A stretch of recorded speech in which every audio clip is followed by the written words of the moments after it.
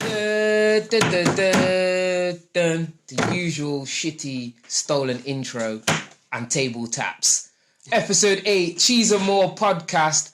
Man like Capo inside. My brother, listen. You lot, if some of you know of Capo, some of you do not. If you do not know, we are about to divulge into a absolute legend in the underground of UK grime.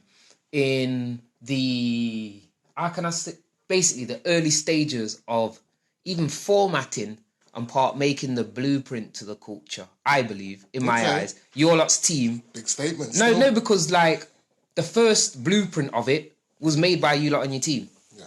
Do you get me? The things what come afterwards, like, oh, our sick practice hours was our sick how many other things. What came before?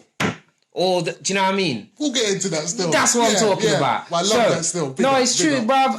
This podcast is a platform to speak the truth about people who I think more people need to know about, and people to explain and say their journey in the lane world that they've been in. You get me? Okay, cool. So, without further ado, but like Capo, let's kick it in, brother. Thank you for having me. No, respect for coming. Serious. Thank you. For people that don't know, my friend here on the right, or then again, is he even my friend? No, we are friends and we're not now. Because he stole my PA. Like, literally, large up GP. Basically, his wife. we like that, bruv. We used to work together. We was taking over the grime world. And then she fell in love. Had a little one with this guy. He proposed, they're married. The wedding was sick, fam. Serious, thank you. Like, it was a sick wedding. We ain't friends, we family. Yeah, it was you was there at that day. Bruv. You've been there from day one, so it's all love. Yo, listen, you've been there from, listen, you've come into mine and my brethren, GP, yeah. Your wife is my don, you know, fam. Yeah, so we've allowed you into our family, yeah. I appreciate you get me? that. Old tight GP, Mini, Cairo, Tony, Dano, Pops, all the gang. Trust me. No, that's Janos. I got mad respect for your missus, the family, yourself, everything. And then it's like, hold on, man's come up here, stole my PA, bridging, everything. And she's so chuffed and happy now. Little Cairo and everything, like, fam, I swear down. No, Janos, mad respect for a serious thing. But now, let's talk about you, my brother. What you want to know, fam? I need to start from not the very start, but some of the start. Normally, I start in school, bruv. Like, in secondary, secondary. Okay, secondary school. What you want to know about secondary school? I want to know how your secondary school was. What was you like in secondary? Secondary, I suppose I was an angry child. Yeah. Bare exclusions. Not even exclusions, but I was on the brink. Okay. Single parent family household. Yeah. Dad raised me. Yeah. He remarried. Weren't really feeling that. Things went the wrong way and could have gone better. But so like, did you leave school with much GCSEs? Yeah, I smashed it. Sick. I left home at 15 and everyone thought I weren't going to get no good grades. Yep. Got 2 B's, B sick. plus in English language and literature. I got C in drama. Okay, C I thought you got humanities. better than that, mate. Bloody hell, bro. I got a B plus, mate. Yeah, I was up there, mate. I missed the last paper still. That's what it was. Say nothing. Yeah, but I came away with some good GCSEs, fam. No, that's good, man. Yeah, that's good. Man's not dumb at it. Nah, not at all. So wait, you've done school. Did you go to college to further education? I tried to go to college because I wasn't living at home. I had to find work. Okay. So my first job was a pastry chef. Yeah. At a place called Sunseekers. I was making Jamaican patties. Easy. And the owner of that company, it was a 4-way partnership. Mm. One of them was Wiley's dad. Yeah, easy. And yeah, that's how I got to know kind of some of the industry Limehouse crew, because I was living down there at the time. I was living with my auntie. When I left home, I went to live with my auntie, and she was living in Bow. Yep. and we used You're to in play the thick of it basketball, yeah, with all them man, and that was it. So, you said when you went to try and go to college, what was you trying to do? Later on, I went to college to try and do sound engineering. Okay, rig up the studio, rig up the sound. And me and the tutor didn't get on. Oh. He wound me up the wrong way. Loud. But that's what started off Lord of the Decks. I said, fuck this. If he's not going to teach me, I'm going to find my own way into the game and make something happen. So, alright then. Talk to me. Alright then, let me give you a little thing of what Lord of the Decks meant. Like, when I first saw Lord of the Decks, it was about 3 hours, 45 minutes. The long blood. You lot went to every single... You must have seen two. Bro. Because one weren't that long. One of them... Oh, no, I watched one and two. But one of them was long, where you went to every single end. That was the last one. And it was like, you talk to every person first to talk about rating. Now I'm on a great thing and I'm fun piff and that's all I do, blood. And they're going through all different peoples in crews. Their man would shell every 15 one of them. This is why this is the days before internet's really kicked off, before Grime Daily, all of that. Back then would be paying 20 quid for a copied DVD of Lord of the Decks. Like, real talk, what the impact of them DVDs and to get and to have it was like, I know I've still got the case with no disc. I know that, blood. Like, and it was a big thing. So after I borrowed it out and someone's took it, I'm going to pay another 20 quid for that because it was like the grime thing, man was on and in and grime was really bubbling, but seeing different people from around the UK that love grime and are from the same demographic, that was what was like. I remember a couple brethren, man would say, nah, man are kind of like my man, he just blazers. Like, rate it, like there's a dude just chuffing on the cam, just chuffing. I remember like, yeah, that's like the me version in London still. I would just be there blazing. And then when it goes to different ends and sees different people, it was genuinely, it sounds daft, but them ages and them times, man hadn't travelled too much and been around and didn't know too much of the world outside of Nottingham. So seeing people that, what? They thingy this for grime. They blaze just like, it was just showing, man, that there's people just like you in another ends. I think, I hear exactly what you're saying. I think the reason why it was so big is because it was the first time there was a visualization of it. You could actually see the guys you were listening to. Yep. I have to big up A+ because he was the first on that still, because he was filming the Eskimo dances. He's the one that was filming Conflict, Crazy Titch and Dizzy. Yeah. Like some classic moments. No, definitely. And then like how you talk about some of them moments, like I take Eskimo dance. So I'd say I most probably went to an Eskimo dance about, this is vague as shit. I don't know if it was 2002 or 3, but I had been... You was at Watford? No, Alexandra Palace. Okay. When it was an absolute mazzoline. Like, the first time, Sanctuary was mad and bad certain times. Yeah? And man was going there 16 and it didn't feel like it was mad and bad. Alexandra Palace felt like Gaza. Alexandra Palace felt like real life Gaza. The group you have gone into that club with, you fucking stay next to. Do not... No, real talk. Fam, the first time... man that ever went Sanctuary, a brother from my coach got his head bust in the toilets, like fine leaking on the floor in the toilets. 30 other people out skanking, yeah? Man's there leaking. In Ali Pali, what was going on when man went there is like, bruv, I would have been happy just to see man leaking in the toilets because there's people just in bulletproofs. Yeah, there's like, bruv, you've come into the nightclub with just a bulletproof. No top, jeans. You get me? But they come to dance still. Yeah, some of them. But there was different things of... I know I'm not trying to go too bad. Grime is a sick place. In rock, pop, everyone does drugs and does badness and whatnot. But when you all genres. Yes. In all genres, all walks of life, colours and races. Mm-hmm. When you're smelling that strange smell in the dance, a man are burning food, yeah? And then man are moving a certain way. It's like, why ain't no one telling man, yo, relax yourself? No, you don't tell him to relax. It's like the different things you saw in some of these dances back in the day. it was like, this is how you learn to know yourself. You get me? Because being from London, like, my experiences of that was with the drum and bass. So we would go into dances at 14 and we'd have our and that's lasting us all night. Yep.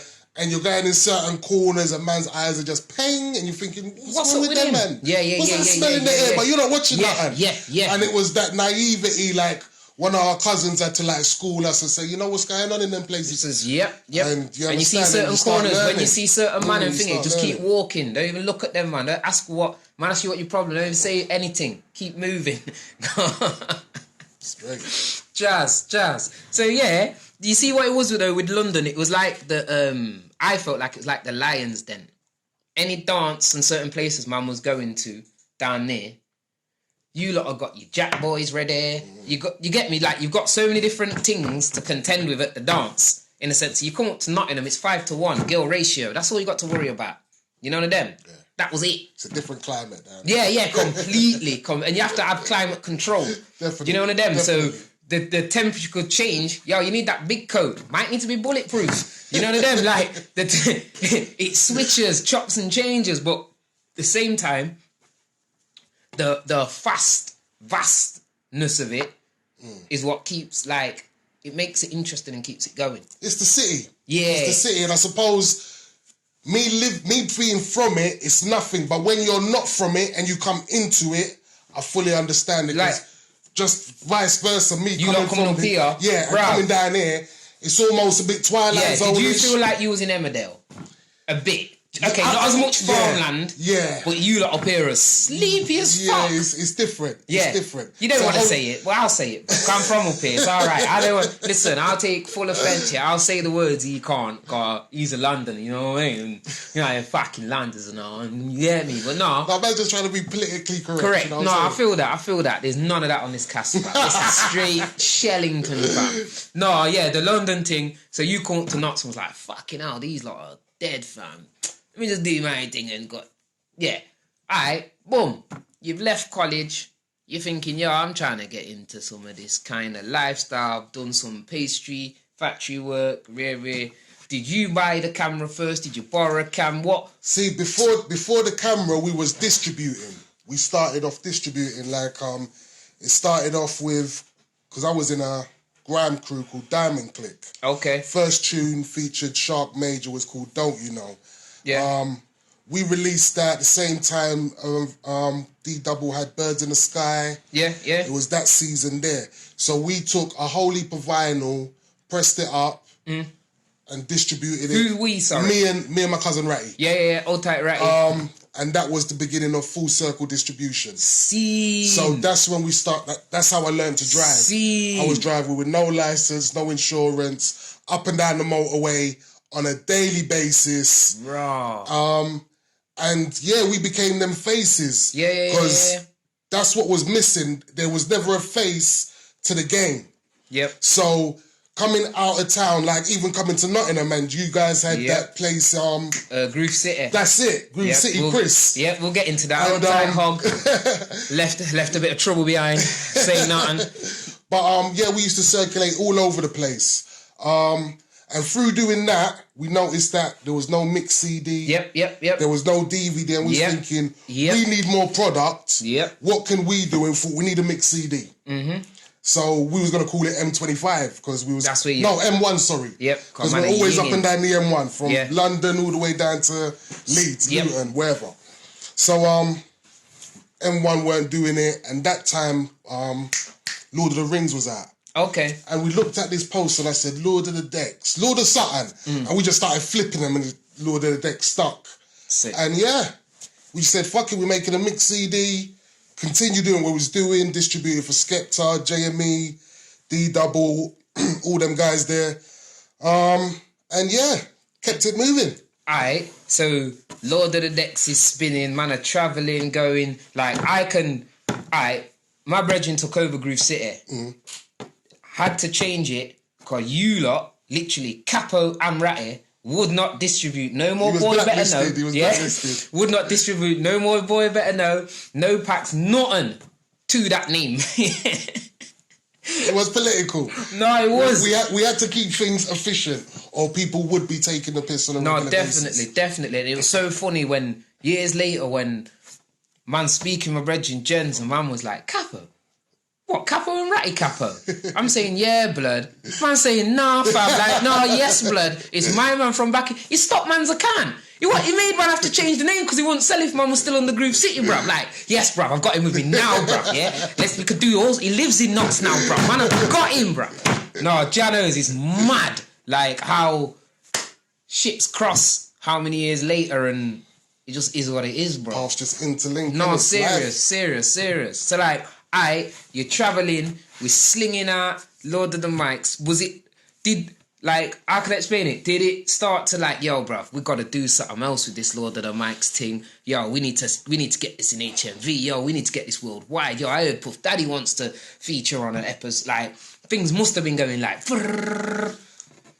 We was just about making product, because at the time, when we done Lord of the Decks... Well, we done it as a CD, then we done it as a CD DVD. Mm-hmm. Then we moved on to Lord of the Mics. Right. Now, sorry, it's the CD DVD. Is that one or two? That's two. Yeah, that's two. Because one was just a CD. CD. Yes. But we felt like we had to make the package bigger, better, bolder. We thought in our heads making a DVD would be harder for the bootleggers, but it's never that. They're always going to get round that. So it was just... Keep the product moving. Be the first to do something different. So then, as we go into Lord of the Mics, like how did it manifest in like, alright, cool, we've got Lord of the Decks, rear to rear, the grime thing's bubbling. What, man of shelling doing shows, and it's like, no, we need to try and get. Well, look, see, to get into that, you got to go into the history of me and Jammer, because like I know Jammer knows, like, Jammer's parents and my parents used to be good friends. Yeah. So, Jammer's mum knew my mum before she passed. So, there's always been a bond there. Yep. So, that old black people stuff. Yeah, you get me? It's just community. Community and looking out for one another. Just. So, I've always had a bond with Jammer, knew Jammer when he was producing, etc. So, he's seen... the rise of Lord of the Decks, helped us do Lord of the Decks to CD. Yeah. Seen the DVD come out. So he's like, I want to do a DVD, a clashing DVD. Yeah. So we're like, all right, well, let's do it all together, put this thing out. And hence, that's what made Lord of the Mics. All right. So you see all the early... We've got to obviously start with the legendary Wiley and Gano. Was you there? I wasn't there. Oh my days, yeah, fuck that then. Which ones was you at, bro? Name another one. I was at all the rest. Was you Napper and Gets at the radio? Sorry, I know different time. Napper and Gets. I filmed that, but it wasn't really a clash. No, it was just a radio set. You was there? Yeah, I was there. Brother, now we did. I was there. Because that was at Deja. Yes. I remember. See, it's been so long since I've seen that footage as well. Do you know, like, these things just stick in man's head? Because it was the thing of, okay, he's funnier, he's realer. Who do you go for? Yeah, and then at the same time, how can I explain it? The playground bully don't get beat. Because the playground bully, the playground bully stays in the playground. When he gets tucked in and it's after break time, the teacher beats the playground bully. But in the playground... There's no calming him down. There's no calming, there's no nothing. Like, basically, do you know for you, some of you clean cut, oh yeah, I just do a bit of grime. Them times, there wasn't that I do a bit of grime. You better come, squeeze, and stand by what you say. Not in the sense of you have to perform every act. Like, I got an RPG in my bag and you got to set it up. But why there's a something that in grime in the early days, like... There was an energy. Yes. There was an energy. Yes. Definitely an energy. Like everybody says now about, your energies and protect your energies and I can feel bad energy. No, back then in grime, there was an energy, what was real. As in, you can step in the room, spray your first, 8 bar, and you will not touch that mic again because you have zero energy. Yeah? I've seen with my own eyes MCs go to London and spit their 16 or 32 and have zero mic time after. Because how man are shouldering and shelling, Like, you have to have that in you. And if you haven't got it in you, bruv, grime ain't the place to showcase it. Do it in pop, rock, or how many other genres where you can get away a bit more with that. I think you can get away. See, there's fans of different elements. Right, and then say early grime, there was nothing to hide behind. The hiding behind come when, say, Road Eat made Shake a Leg. Do you know when certain types of grime become a little funner? What do you mean hide behind? As in, that energy that we're talking about, come into spray. Where? And then who's surrounding? Okay. You better come in like our D-double come to Knots back in the day with his brethren with the long black coat. Man know what time it is, yeah? He ain't nodding head, he ain't doing nothing. He's making sure man get into Knots and this shub's safe and back out. And it's just at the barbers. So you see that? No, real talk. But that's that energy of, you see long black coat, man? I smell, trust me, I think I put some on that day of that energy. Because that's how strong it was. Do you know what I mean? And that's that thing of, there's nothing to hide behind. If you come and you're dead, that will be not your last thingy, but back then, you crumble. Do you know, like you're gone in 60 seconds? I hear what you're saying. I kind of disagree with it to a certain extent. I just believe there's always room for people to create a facade in whatever you're in. We're talking now, like let's talk between. No. Even back then. Yeah, back then. That room for facades started to open more room. I'd say after Dizzy made it a bit more commercial and fun. Like, there was no fun or cheeky bars getting reloaded at the shops. Man come to hear skeng and vibes and bubble with skeng. That energy that we had listened to and liked in the thingy was shell.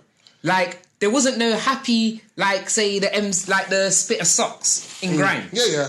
Back then, the fun and joke was way in grime. I hear that still, but at the same time, even if you take Kano's first single, Boys Love Girls, like, it weren't and it was... And what year, though? What year?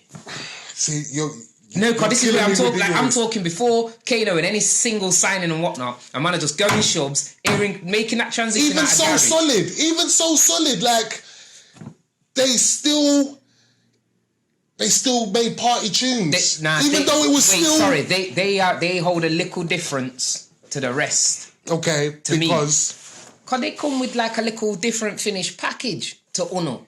And like, say, how grime was going one way, solid. But regardless of package, I'm checking it just for genres. They even though they were part of the garage thing, they still were hot stepping in grime and doing their thing. Because there was a time when I rated Asher D highly. I still rated for everything as a lyricist. Yeah. But when he's on for his bars and flows, early Ash was on stuff. Grease. That's why they did the Asher Dizzy, and it was like, even then I was thinking, that's daft.